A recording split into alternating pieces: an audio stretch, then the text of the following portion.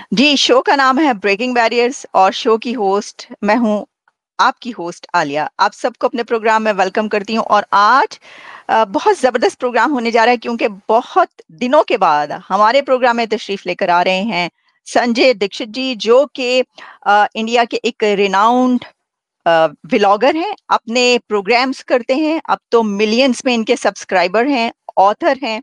All religions are not same, इनकी किताब, इनकी बुक अमेज़न पर मौजूद है, आप पढ़ सकते हैं, खरीद सकते हैं। इसके अलावा ये क्योंकि सिविल सर्विस में भी रहे हैं, बहुत सारी इनकी एक्सपर्टीज़ हैं। Sanjay ji, thank you so much for joining my show. Thank you for calling me. Thank you, always a pleasure. Alia ji, thank you. Thank you. नहीं, आपका बहुत शुक्रिया कि आप तशरीफ़ लाते हैं। संजय जी, हमारे पास टॉपिक्स तो बहुत ज़्यादा हैं। कई एक बहुत बड़ी-बड़ी हैपनिंग्स इस वक़्त हो रही हैं। चलें सबसे पहले लेटेस्ट डेवलपमेंट जो इस वक़्त की है, उसी से बात स्टार्ट कर देते हैं। सर, हुआ ये है कि अभी ट्रम्प जो हैं, former president United states America के फॉर्मर प्रेसिडेंट ट्रम्प जो हैं, उनके एक स्टेटमेंट आई है, जिसमें ट्रम्प ने ये कहा है कि फंटास्टिक मोदी, उन्होंने कहा कि वो मुलाकात करेंगे फंटास्टिक मोदी से, मोदी फंटास्टिक है और साथ ही उन्होंने कहा कि अब वो आ रहे हैं तो उनकी उनसे मीटिंग होगी। अच्छा, हमें ये तो पता था कि आपके प्राइम मिनिस्टर अमेरिका आ रहे हैं और उन्होंने जहाँ-जहाँ भी जो भी मीटिंग करनी थी क्वाड में और जहाँ पर भी स्पीच करनी थी डायस्पोरा, लेकिन हमें ये नहीं पता था कि वो ट्रम्प से मीटिंग भी होगी। तो क्या पहले से तयशुदा थी? लेकिन या ट्रम्प ने अभी के अभी ये कहा है, तो क्या अब उनकी मीटिंग होगी नरेंद्र मोदी के साथ? और ये भी बताइएगा कि क्या वजह है कि मोदी साहब बड़े पॉपुलर हैं। मतलब देखिए हर कोई जो है ना वो उनको वो कह रहे हैं कि फैंटास्टिक मोदी, कोई कहता है कि मोदी इज़ आवर बॉस और कल उनकी सालगिरह थी तो उनको बड़ी मुबारकबादें भी दी गई। तो क्या उनकी सोशल स्किल्स बहुत अच्छी हैं? ये वजह है या आप समझते हैं कि कोई और रीज़न है? मेन रीज़न तो ये है कि भई मोदी ने भारत को एक ऐसे मकाम पे पहुंचा दिया है कि नोबडी कैन इग्नोर इंडिया। आप ये देखें कि 2013 में भारत को फ्रेजाइल 5 में बोला जाता था कि जो फ्रेजाइल 5 है, वो भारत है, उसमें से भारत है। बेसिकली इकोनॉमी की दृष्टि से वो बोलते थे। और अब जो है, it is the happening economy. तो 5 मोस्ट रैपिडली ग्रोइंग इकोनॉमीज में से एक है और the fastest growing major economy है। तो मेजर इकोनॉमी जो ट्रिलियन डॉलर प्लस इकोनॉमी है, उसमें फास्टेस्ट ग्रोइंग है। तो आप जानते हैं अमेरिका जो है वो बड़ा ही एक ट्रांजैक्शनल टाइप का एक नेशन है। तो जहाँ उसको मौके दिखते हैं, जहाँ उसको इकोनॉमी अच्छी होती दिखती है। और if you talk specifically about Trump, Trump को डायस्पोरा के वोट भी चाहिए। तो डेमोक्रेट्स जो हैं वो इंडियंस के वोट्स को फॉर ग्रांटेड लेते रहे हैं। तो उनको शायद इतनी आवश्यकता या ज़रूरत ना महसूस हो रही हो। वैसे भी जो बाइडेन से तो मीटिंग हो ही रही है, क्वाड हुँ। में मीटिंग हो ही रही है। और फिर ऑन द साइड वो आपका एक यूएन का एक अलग से कॉन्क्लेव भी हो रहा है। हालाँकि ख़ास बात ये है, नोट करने की बात ये है कि मोदी जी जो है वो जनरल असेंबली में स्पीच नहीं देने जा रहे हैं। जनरल असेंबली को वो, कुछ लोग कह रहे हैं कि जानबूझ के स्नब कर रहे हैं, क्योंकि वो भारत की जो लॉन्ग स्टैंडिंग डिमांड है कि भारत को भी सिक्योरिटी काउंसिल में परमानेंट मेंबर बनाया जाना चाहिए अलॉन्ग विद सम अदर्स, उस पे मूवमेंट नहीं हो रहा है। और मूवमेंट को ब्लॉक करने वाला लोग कहते हैं चाइना है, लेकिन मेरा मानना है उसको मूवमेंट को उस मूवमेंट को ब्लॉक करने वाला मेजरली जो है वो यूएस है। और इसीलिए ट्रम्प के साथ में मोदी के पहले भी वाइब्स आप जानते हैं बड़े अच्छे थे। They used to get long, क्योंकि ट्रम्प की ज़्यादा डिमांड्स नहीं होती भारत से, एक्सेप्ट कि भाई भारत जो है उनको कुछ टैरिफ कंसेशन दे दे, कुछ उनसे इंपोर्ट कर ले। तो देखिए ट्रम्प के टाइम में ही भारत ने अमेरिका से पेट्रोलियम इंपोर्ट करना शुरू किया था, क्योंकि उसके पहले जो ट्रेड इम्बैलेंस था भारत का और अमेरिका का, वो बहुत ज़्यादा था। ऑलमोस्ट $100 बिलियन का गैप था, जो भारत एक्सपोर्ट कर रहा था और जो इंपोर्ट कर रहा था। तो भारत ने फिर जो इंपोर्ट बास्केट थी वो मूव की, और अमेरिका से भी पेट्रोलियम, क्योंकि अमेरिका ने तब पेट्रोलियम एक्सपोर्ट करना शुरू कर दिया था, क्रूड ऑयल। तो क्रूड ऑयल अमेरिका से भी लेना शुरू किया। और उनका जो फ्रैकिंग ऑयल वगैरह की वजह से उनका आउटपुट काफ़ी था, तो एनर्जी वो एक्सपोर्ट कर रहे थे, तो भारत ने उसका भी फ़ायदा उठाया, तो वो ट्रेड बैलेंस कम हुआ। तो जो ट्रम्प का जो मोटो है मेक अमेरिका हुँ, ग्रेट अगेन, और उसमें मेक अमेरिका ग्रेट अगेन में उनका एक मेजर पिलर है टू स्ट्रेंथन द इकोनॉमी। और उनका ये मानना है कि उनकी इकोनॉमी तब तक स्ट्रेंथन नहीं होगी जब तक कि वो स्वयं मैन्युफैक्चरिंग स्टार्ट नहीं करे, स्वयं कुछ एक्सपोर्ट नहीं करे। क्योंकि उनकी स्थिति जो है वो इकोनॉमी की अमेरिका की जो पूरी तरह से आउटसोर्स कर दिया सब कुछ चाइना को, और चाइना को आउटसोर्स करने के बाद में अच्छा फिर वो डॉलर को रिजर्व करेंसी बना के वो मैनिपुलेशन जिस तरह से करेंसी का करते हैं, तो हुँ, करेंसी उनकी इतनी ओवर प्राइस्ड है कि हुँ, वो कुछ एक्सपोर्ट कर ही नहीं सकते। अच्छा, और वो अगर खुद भी मैन्युफैक्चर करेंगे तो उनकी करेंसी इतनी ओवर प्राइस्ड है कि वो 3 गुना प्राइस में लोगों को मिलेगी। तो एक अमेरिका ने खुद की इकोनॉमी की एक तरह से हम कहें कि लॉन्ग टर्म में अगर उसको देखें तो उसने ऐसी-तैसी कर रखी है। और लॉन्ग टर्म में वो सस्टेनेबल नहीं है, और उसका आपको इम्पैक्ट दिखता है कि जिस तरह से वो अपना वो डेट बढ़ाते जा रहे हैं, वो कोई 40 ट्रिलियन डॉलर तक उनका डेट बढ़ता चला जा रहा है। भई इतना हुँ, डेट तो लॉन्ग टर्म में सस्टेनेबल नहीं है ना। हुँ, तो यही ट्रम्प कह रहा है कि भई डेट कम करो, टैक्सेस बढ़ाओ, एक्सपोर्ट करो, मैन्युफैक्चरिंग लाओ।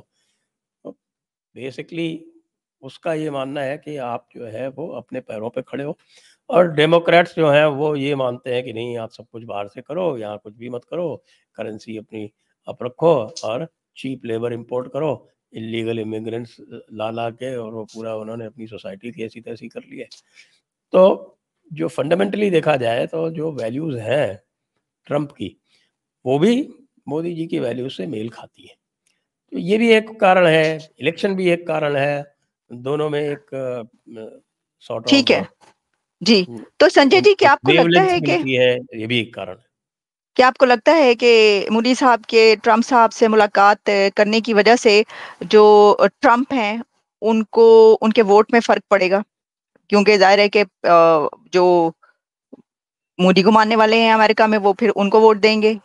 अ, जो एक वजह ये है उनके मिलने की, तो फ़र्क भी पड़ेगा क्या हो उनके सकता वोट है, में? देखिए वैसे तो लार्जली पिछली बार भी जब वोटिंग हुई थी तो 70% से ऊपर जो इंडियंस के वोट्स थे वो डेमोक्रेट्स को गए थे।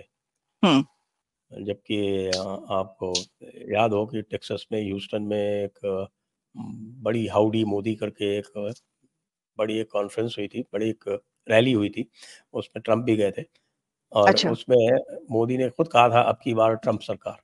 तो उसकी वजह से अच्छा। डेमोक्रेट्स नाराज़ भी हुए थे मोदी जी से। तो ब उसका इम्पैक्ट पड़ा था क्योंकि पहले तो 10% से ज़्यादा नहीं देते थे। तो उसके हुँ, बाद पिछली बार लगभग 20 टू 30% आए थे। तो अब ट्रम्प को लगता है कि he can pull in more votes, और वोट्स के अलावा वोट तो इतने ज़्यादा नहीं हैं क्योंकि अमेरिकन इंडियन डायस्पोरा तो 1 डेढ़ परसेंट वोट होगा उनका। लेकिन कुछ पर्टिकुलर जो स्विंग स्टेट्स में है, वहाँ पे वो मैटर करता है, एक बात। और दूसरी बात वो मैटर करता है इन टर्म्स ऑफ डोनेशंस, क्योंकि जो इंडियन कम्युनिटी है, Indian diaspora, it is the richest community in America. अच्छा, तो इसलिए भी वो अंतर पड़ता है। तो ठीक है, गुड ठीक। Reasons for Trump to hmm, court Modi, also because Modi is a world leader. Hmm, he is the longest serving leader of a democracy. और वर्ल्ड लीडर्स में भी अगर आप बड़ी कंट्रीज में पुतिन को छोड़ दें, क्योंकि of course Russia is not really what is called, it's a managed democracy, it is not a proper democracy. तो डेमोक्रेसीज में he is also the longest serving leader, 11 साल उनको होने आ रहे हैं, तो ये भी फर्क पड़ता है। और सही। उन्होंने इंडिया को भी एक मुकाम पे पहुंचाया है, तो उनकी एक अलग से एक स्टैंडिंग है।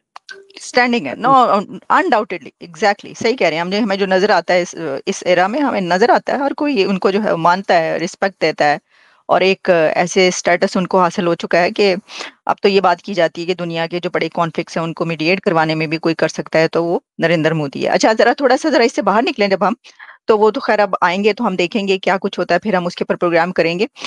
लेकिन संजय जी, ये क्या हुआ ईरान और आपके तो बड़े ही जबरदस्त रिलेशंस, मतलब ये कि चाबहार और इतने, तो फिर अचानक से वहां से एक ऐसी स्टेटमेंट आती है जिसमें इंडिया के मुसलमानों को भी शामिल कर लिया जाता है गाजा के साथ। और तो क्या कोई लड़ाई झगड़ा हो गया इंडिया और ईरान के बीच, या अंदर की क्या वजह हो सकती है आपके ख्याल में कि जो खमेनी ने ये वाली बात की है? और क्या इंडिया के मुसलमान जो हैं वो इतने ही पिसे हुए हैं जबकि वो, मेरा ख्याल है कि आपकी पॉपुलेशन का बहुत बड़ा हिस्सा और शायद दुनिया की थर्ड लार्जेस्ट आप कहेंगे मुस्लिम पॉपुलेशन है वहां पर, मेरे माइनॉरिटी ख्याल में। से third largest after Pakistan and Indonesia, जी थर्ड जी लार्जेस्ट जी कंट्री जी है। जी।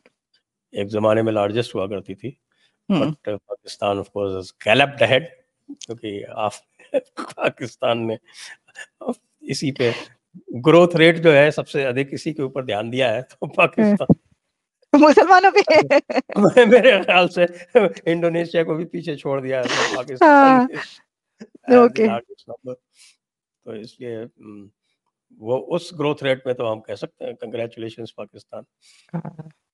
सर चलें, और किसी चीज में तो आगे है ना। अरे ईरान में क्या है कि ये जो सुप्रीम लीडर भी जो कुछ भी वो कहते हैं ना, वो सीरियसली लिया नहीं जाता है, क्योंकि जो आपके जो कॉन्स्टिट्यूशन है ईरान का वो बड़ा अजीब सा है।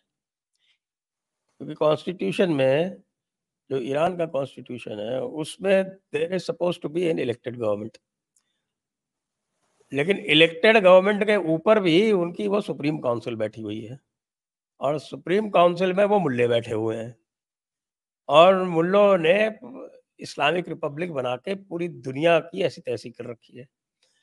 अब वो उनको जवाब तो दे दिया भाई, एमईए ने, मिनिस्ट्री ऑफ एक्सटर्नल अफेयर्स ने तो बिल्कुल सही जवाब दे दिया उनको कि भाई पहले अपने गिरेबान में तो झांक के देख लो कि तुम क्या कर रहे हो।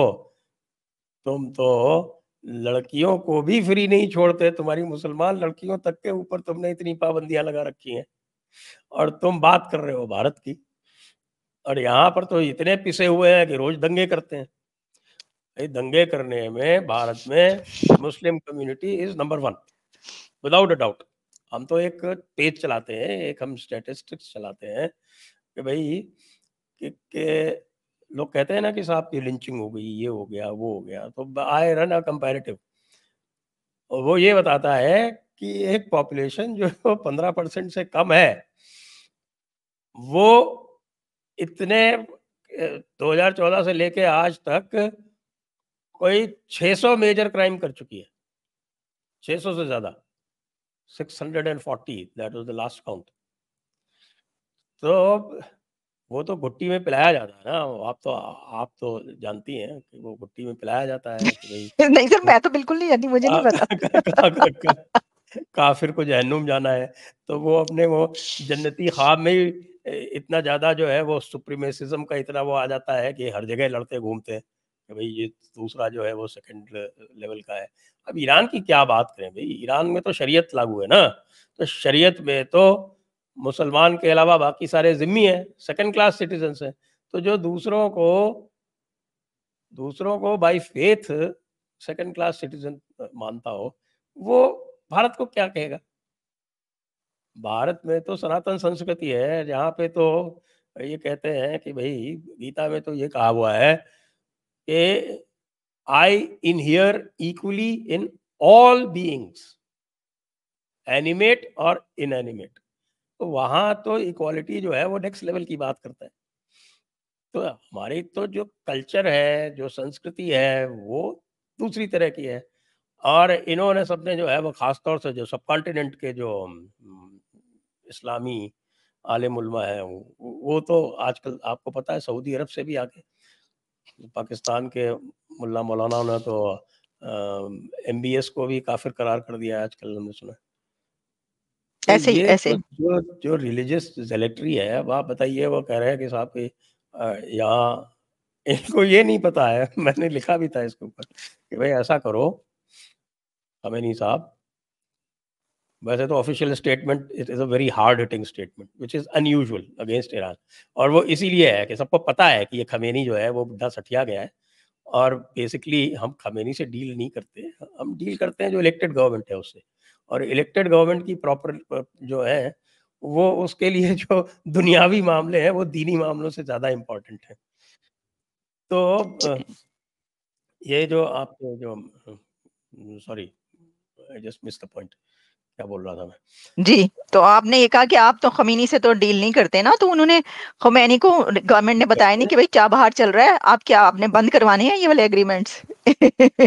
वो पूरी दुनिया में जो फैला रखा है इन्होंने, अब आप ये देखिए कि इनसे मैंने ये जो मैं बोल रहा था, मैंने कहा कि भाई खमेनी से ये पूछ लो कि वो रेफरेंडम करा ले भारत में, वेरी लार्ज शिया कम्युनिटी, ऑलमोस्ट 20% के ऊपर जो है यहाँ शिया है, यहाँ तो अहमदी भी रहते हैं, और उनके साथ भी कोई किसी प्रकार का डिस्क्रिमिनेशन नहीं चले करने वहाँ दिया पे तो जाए। रह सकते हैं। हाँ, यहाँ रह सकते हैं, दूसरी तरफ तो नहीं रह सकते पाकिस्तान यहाँ में। यहाँ दाऊदी बोहरा भी रहते हैं, हुँ, यहाँ इस्माइली भी रहते हैं, यहाँ तो शियों की 3 मेजर कम्युनिटी रहती हैं, दाऊदी बोहरा, इस्माइली और जो आपके ये 12 शिया वाले जो होते हैं, क्या वो 12 इमाम वाले शिया। हुँ, तो मैंने खमेनी से कहा कि तुम ऐसा करो भई कि तुम्हारे शिया लोगों में रेफरेंडम करा लो कि वो हिंदुओं के नीचे रहना चाहेंगे, हिंदुओं की सरकार में रहना चाहेंगे या सुन्नियों की सरकार में रहना चाहेंगे। तो इतना हुँ, रेफरेंडम करवाओ। सही बात है। और जिस तरह से तुम जो है अपने सुन्नियों को डील करते हो, इस जो सुन्नियों को जिस तरह से डील करते हैं ईरान वाले, और कि सुन्नी पॉपुलेशन है वहाँ पे लगभग अराउंड 10-15%, हुँ, हुँ, तो कहके उसी का एग्ज़ाम्पल ले लेते हैं। हुँ, हुँ, और जिस तरह से तुमने जो है एक 1400 साल पुरानी सक्सेशन डिस्प्यूट को अपना वो बना रखा है, हुँ, और अ, और राइट असर्ट करने के लिए सऊदी अरेबिया से लड़ते हो, कभी इज़राइल से लड़ते हो। यार इज़राइल तो तुम्हारे बगल में भी नहीं है, तुम्हारे से हुँ। बाउंड्री भी नहीं शेयर करता, लेकिन नहीं, theology and ideology is more important then progress. तो तभी ये जिस हाल है ना सर, कंट्री देखिए का ना। हुँ, जिस कंट्री का ये बेसिक हो, वो क्या करेगी?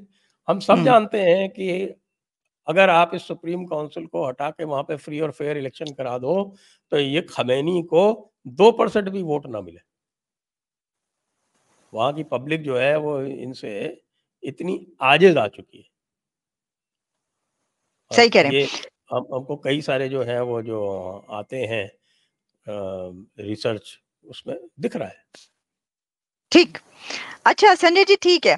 ये तो जो आपने बड़ी जो सच्ची-सच्ची बातें की हैं ईरान में वाक़ई हम तो खुद उसके ऊपर मैं क्रिटिसाइज़ करती हूँ बहुत सारी ऐसी चीज़ें वहाँ पे ख़वातीन के साथ जो हुआ है। अपने पहले देखें कि अभी हुआ क्या प्रोटेस्ट जो ख़वातीन के हुए हैं वो कितनी पीक पर पहुँचे थे और कितनी ख़वातीन उसके अंदर बेचारी मारी भी गई हैं। अच्छा, ज़रा हम एक और कंट्री की तरफ बढ़ते हैं।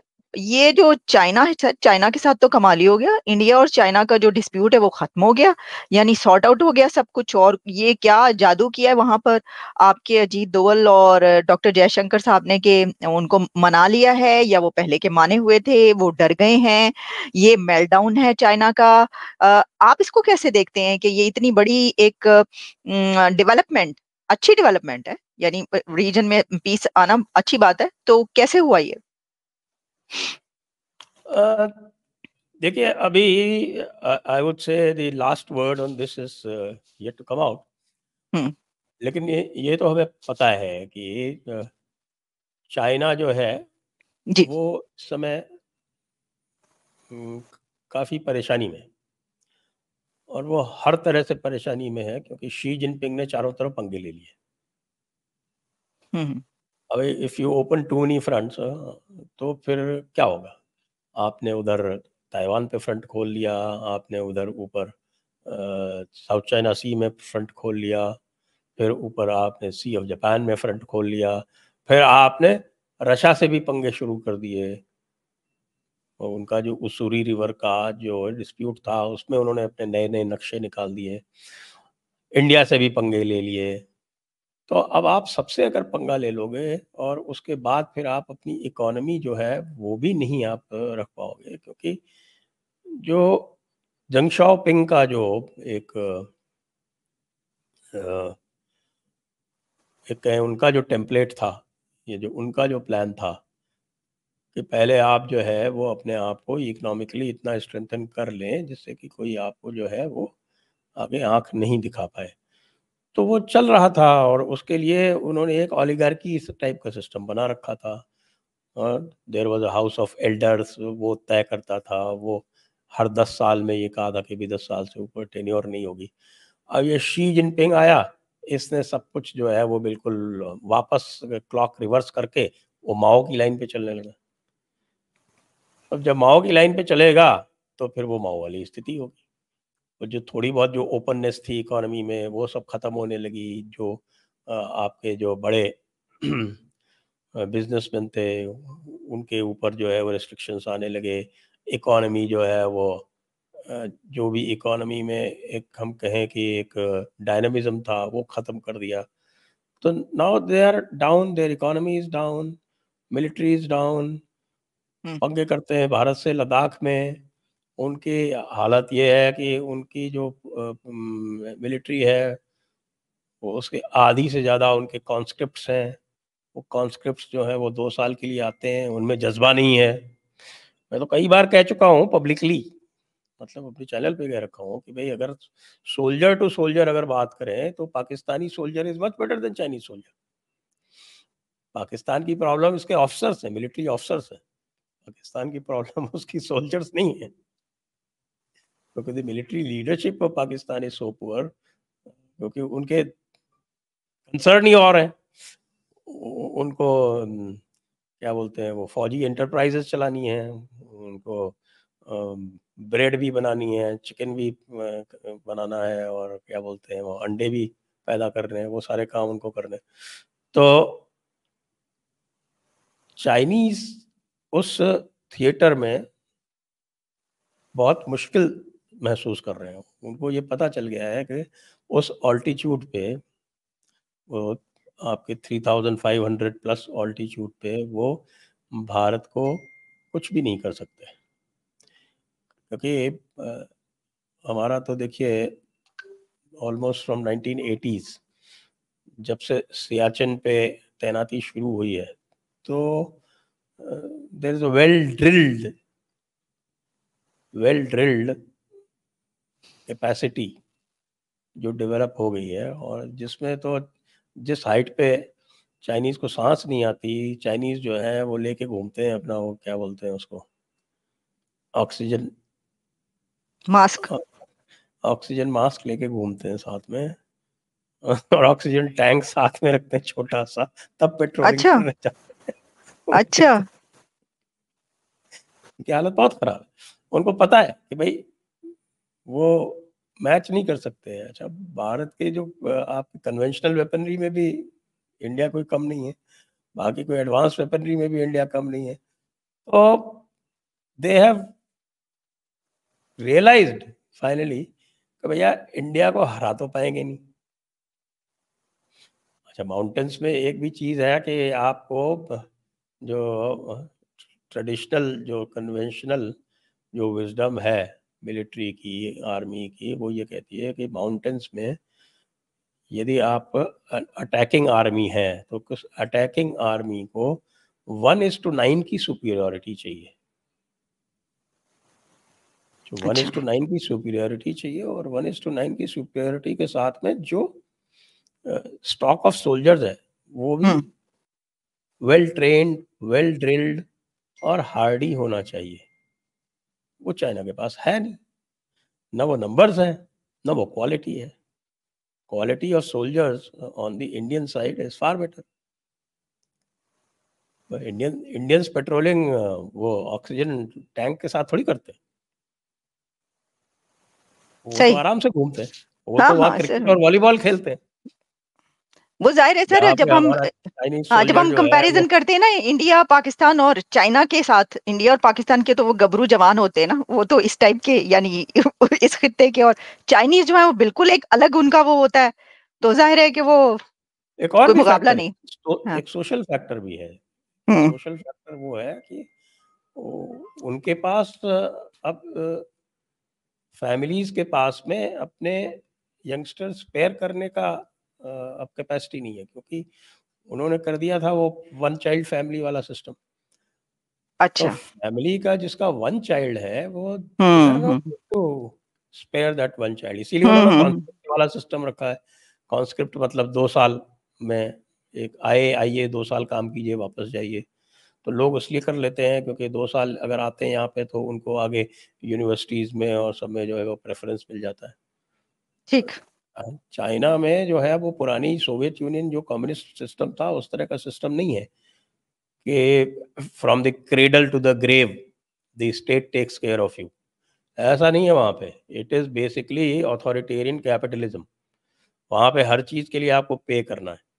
Health care is very expensive, housing is very expensive. Hmm.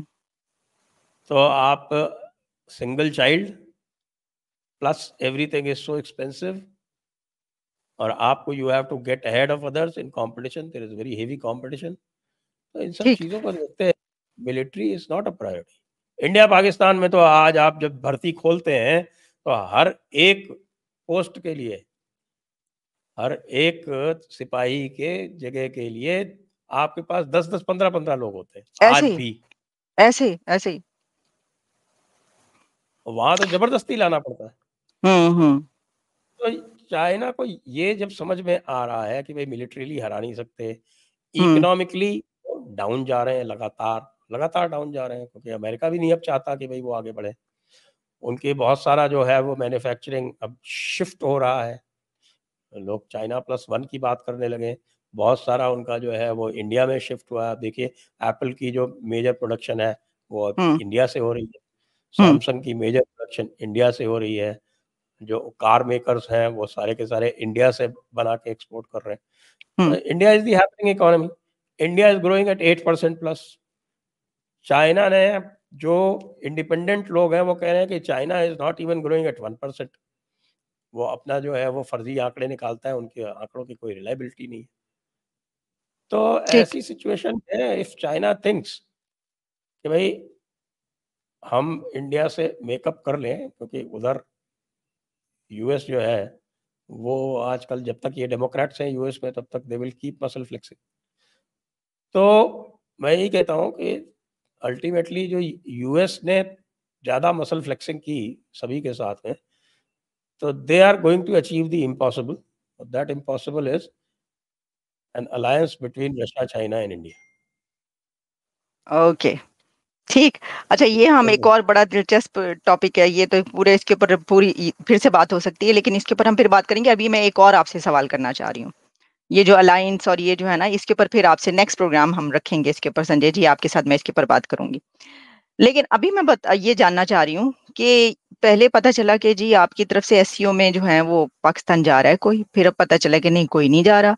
तो डॉक्टर जयशंकर ने तो कह दिया अनइंटरप्टेड एरा ऑफ टॉक्स तो ओवर, और टका सा जवाब दे दिया। और फिर अचानक ये हुआ, मेरे प्रोग्राम में अभिजीत आयर मित्रा जी आए, उन्होंने कहा नहीं नहीं डॉक्टर जयशंकर तो जा रहे हैं पाकिस्तान। हमने कहा भाई वाह वाह क्या बात है, हम खुश हो गए। पता ही चला कि उसके बाद ये पता चला कि वो तो ट्रेड मिनिस्टर भी नहीं जा रहा पाकिस्तान। तो क्या नहीं जा रहा है, कोई नहीं जा रहा सर? क्या वर्चुअल लेंगे वो conference? I am not sure, अभी तक कोई क्लैरिटी नहीं है इसके ऊपर। आपको क्या लगता है, नहीं जाएंगे? वर्चुअल पार्टिसिपेट कर लेंगे, क्या नहीं दिक्कत नहीं, वर्चुअल नहीं तो जाएंगे क्यों नहीं? सर देखिए, आप लोग तो रूल्स एंड रेगुलेशंस के बड़े पाबंद है ना। मतलब हम तो खुद ये कहते हैं कि भाई बड़ी जबरदस्त इनका वो चलता है, तो एससीओ में कोई ना कोई तो जाना चाहिए ना, यानी उसके हिसाब से अगर सब सब कंट्रीज जा रहे हैं। है? नहीं तो I am not very clear कि अभी तक क्या है। हो सकता है लास्ट मोमेंट पे कोई चला जाए, हो अच्छा, सकता है ना भी जाए। इससे मुझे लग रहा है कि कोई जाएगा, क्योंकि ये हो नहीं सकता कि संजय दीक्षित को ना पता हो कि कोई जा रहा है या नहीं जा रहा। नहीं नहीं, ऐसा कुछ नहीं है। सी अच्छा। I am under no illusion कि मुझे सब कुछ पता रहता है। नहीं नहीं, अल्टीमेटली हो सकता है हमें ये हो। कोई अंदर आपको की ना हो, खबरें हम थोड़ी ऐसा हो पाती। समझते हो। हम जरा आपको उस पे हाई हाई उस पे बट ले रहे हो ना। frankly there is no clarity at this point, hmm. and I think this also may be deliberate। हाँ भी ठीक है, इनको थोड़ा-सा जचा के रखो, हिला के रखो। अच्छा, तो लास्ट मोमेंट पे ही पता चलेगा कि जा रहा है कोई या नहीं जा रहा है। डॉक्टर जयशंकर तो नहीं जाएँगे ना सर? लगता नहीं है? वन कैन नॉट से। डॉक्टर जयशंकर मालदीव चले गए तो क्या है, हो सकता है पाकिस्तान भी चले जाएँ, उनका क्या? हाँ, ओके, ओके, इसका मतलब आप भी कह रहे हैं कि भई क्या पता हो सकता है चले जाएँ? हो सकता है। आई हाँ? डोंट रूल, मोदी तो नहीं जाएँगे 100% है, बट डॉक्टर जयशंकर पॉसिबिलिटी है। आई वुड से 50-50। गुड, गुड 50-50 तो बहुत अच्छा है, वरना तो वो तो सब ये समझ रहे हैं कि भाई टका से जवाब ना कोई नहीं आएगा और सब जो है ऑनलाइन लेंगे, वो लेकिन तो अब आप बात भी सही है। देखिए एससीओ अब उसको जो उन्होंने कहा कि era of uninterrupted talks with Pakistan is over, वो जो है वो बायलैटरल रिलेशंस के सिलसिले में दिया हुआ बयान है। This is a multilateral forum, तो ओके, इसलिए वो इस पे अप्लाई नहीं करता है, पहली बात। बाकी जाएँगे या नहीं जाएँगे, वो फिर देखिए क्या होता है। जाएँगे तो सर आप भी ज़रा कवर करने के लिए चले जाइए, पाकिस्तान घूम आएँ। You never been to Pakistan में पाकिस्तान ना? नहीं, बॉर्डर पिलर तो क्रॉस किया है मैंने 2-3 बार। अच्छा, I was I was sir sir I sir was sir cross किया पकड़े नहीं गए? अरे भाई, रेंजर्स ने बुलाया था, मीटिंग थी। अच्छा, अच्छा, ओके, ओके, ठीक है, ठीक है। I was district magistrate in a border district. Oh! Okay, okay, जिस वक़्त आप उसमें सर्विस में थे। ओके, ओके, आप उस वक़्त की बात कर रहे हैं। ठीक है, ठीक है, ठीक है, ओके। तो सही, सही, दे सही। दे इनवाइटेड मी ओवर और वहाँ पे उन्होंने हमको चाय-पानी भी ऑफ़र किया, ऐसी क्या बात ओके, है। तो ठीक। फ्लैग फ्लैग मीटिंग्स तो होती हैं ना, हुँ, हुँ, हुँ। So जिस तरफ tea was होती है, कभी उस fantastic? तरफ होती है। T was fantastic? मैं तो चाय मैं पीता नहीं, या पानी अच्छा था? चाय मैं पीता नहीं, कॉफ़ी उनके पास थी नहीं। अच्छा, सही, सही, सही, ठीक है, ठीक है। तो संजय जी बहुत शुक्रिया, थैंक यू वेरी मच। बहुत दिलचस्प रही आपसे गुफ्तगू, बहुत मज़ा आया कि जनाब हमने इतने बहुत सारे टॉपिक्स को जो है कवर किया है। नेक्स्ट टाइम जो है वो जो हमने कहा कि ये जो अलायंस की बात है, कौन किसके साथ खड़ा होगा, कहाँ पर कोई ऐसा टाइम क्या आने वाला है और अगर आएगा तो क्या-क्या होने वाला है, उसके ऊपर हम फिर दोबारा बात करेंगे। आपका बहुत धन्यवाद, थैंक यू वेरी मच कि आप मेरे प्रोग्राम में एक बार फिर तशरीफ लाए। Thanks a lot. Thank you Ala ji, thank you very much, thank you for having me. Thank you sir.